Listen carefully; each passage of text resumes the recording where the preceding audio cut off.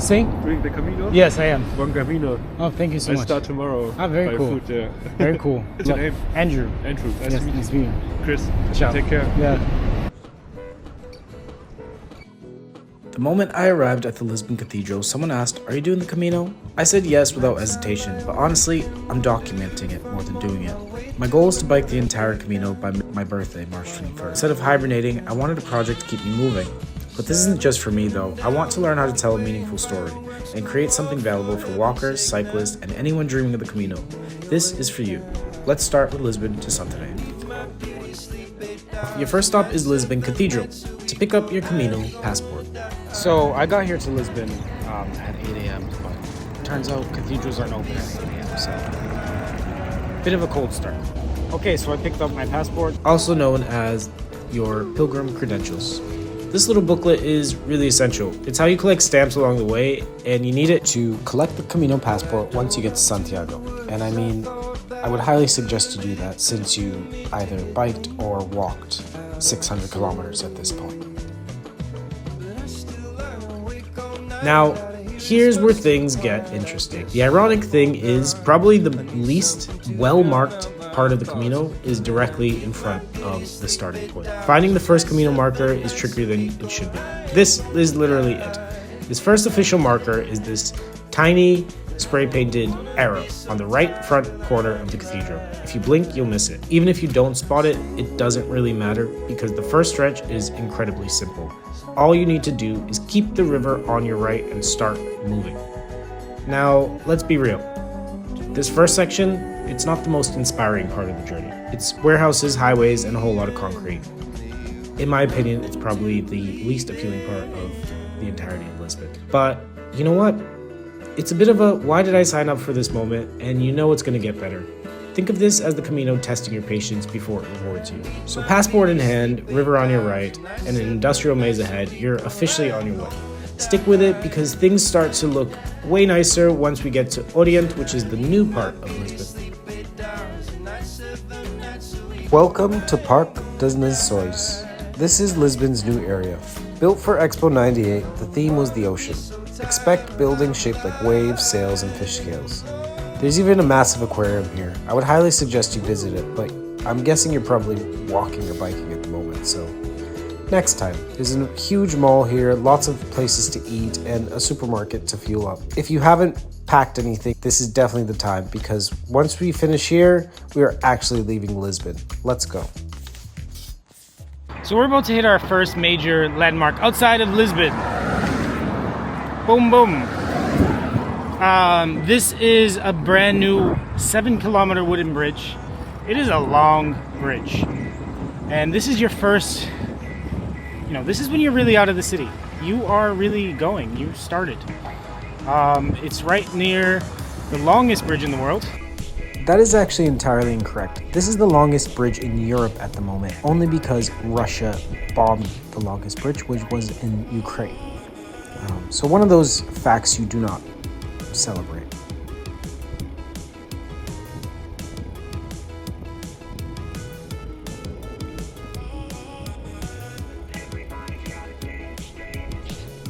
Secondly, I wanted to point out this sign right here because, like I said before, the first part of the Camino is not very well marked, but from this point on, I saw signs everywhere. So this one right here, you want to keep this in mind. Once you get here, you're good.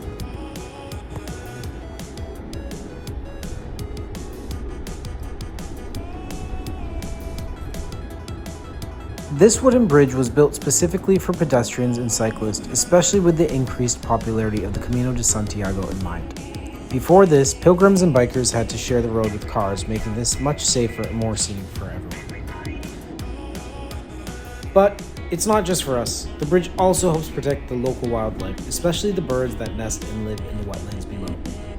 Quick tip, there are no water stations on this bridge, so make sure you have enough before heading across. It might not seem like much, but if you're biking or walking, especially under the sun, you'll definitely feel it.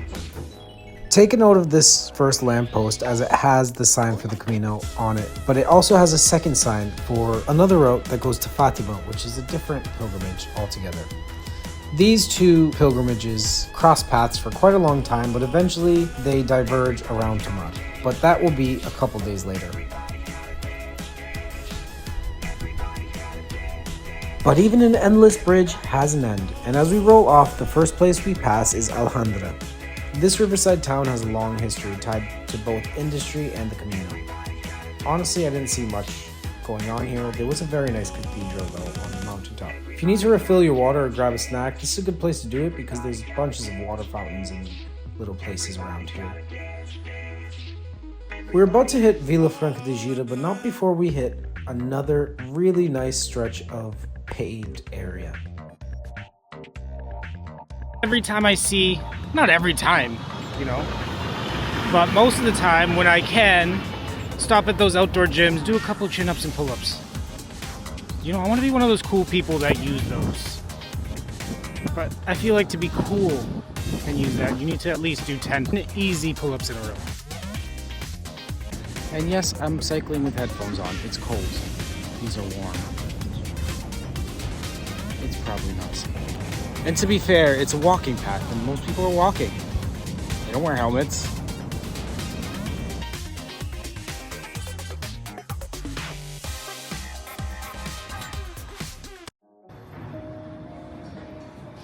Okay, so now we got to Vilafranca de Gira, which is my first basic major stop.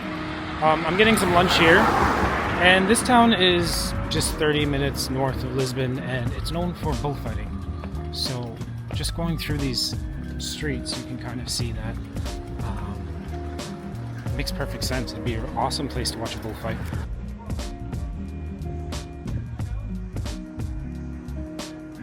That fact is also entirely incorrect. It probably took me about an hour and a half by bike from Lisbon, not half an hour.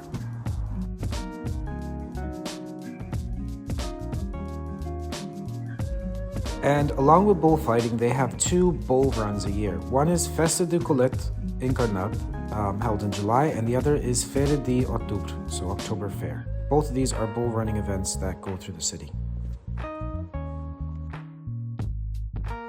Realistically, if you are walking the Camino, this would probably be your first stop of the entire trip.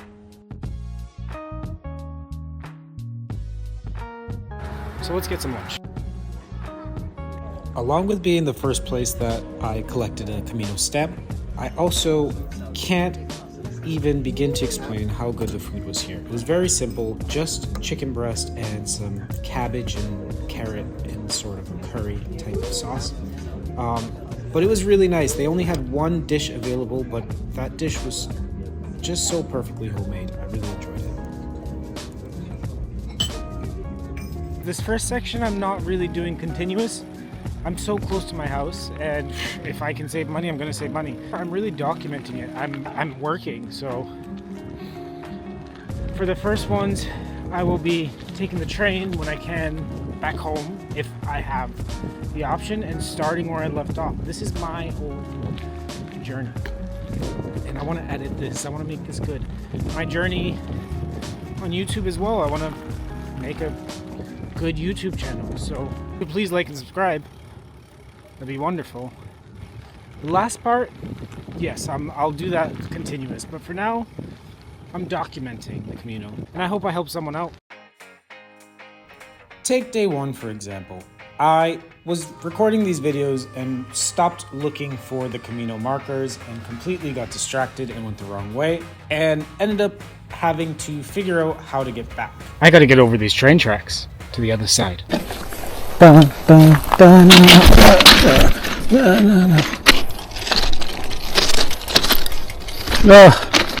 But to my surprise, there was actually a moat on the other side. There's a moat. Come on.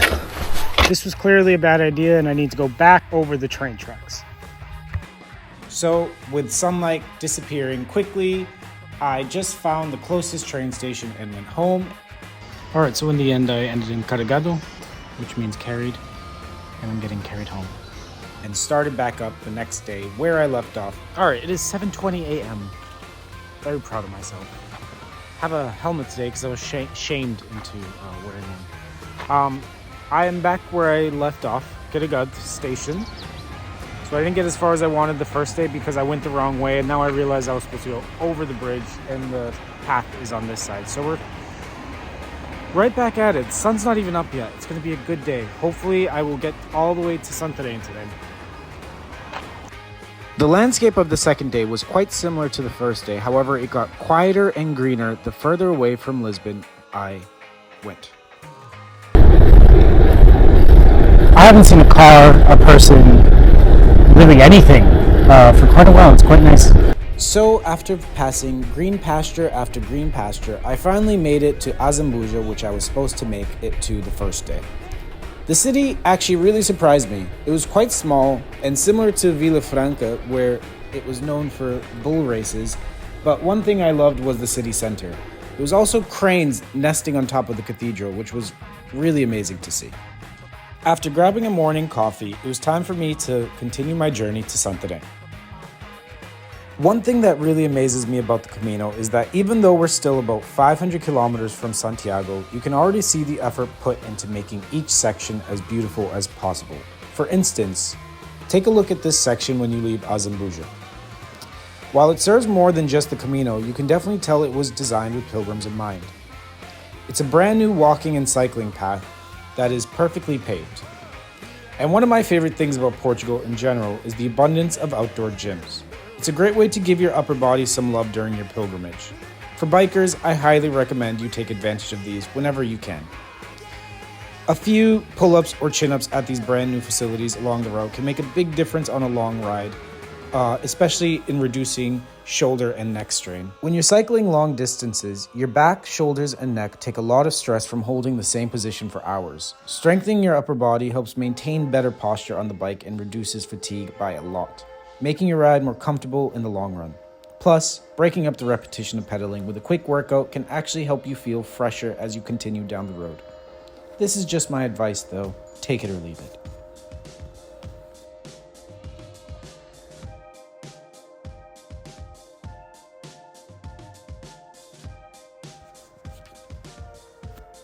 After Azambuja, the Camino follows the Tejo River into a small town called Valada, a tiny village with this raised path that makes you feel like you're biking on top of the world, or at least on top of a flood prevention system. Because that's exactly what this is, not just a scenic route, but a giant speed bump for the river. The town itself is small, like blink and you'll miss it small, but it's a great place to grab a coffee, refill your water, and mentally prepare yourself, because hills, yeah, they're coming. And they don't wait for Santarém.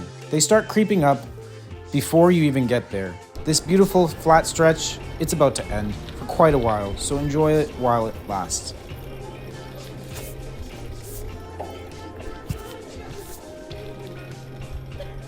And just like that, we've made it to our first major city out of Lisbon, Santarém, the highest point of the Camino so far, and believe me, my legs felt every meter of that climb. This city has been an important stronghold since Roman times and later became a major defensive outpost for the Portuguese during the Reconquista. It's known as the Gothic capital of Portugal because of its historic churches and architecture, so if you're into medieval vibes, this is your place. Also, the views from up here, absolutely worth the effort. So, after a well-earned meal, I hopped on the train back home, but don't worry, I'll be picking up right where I left off. Next stop, the beautiful city of Tomar, home of the legendary Knights of Templar.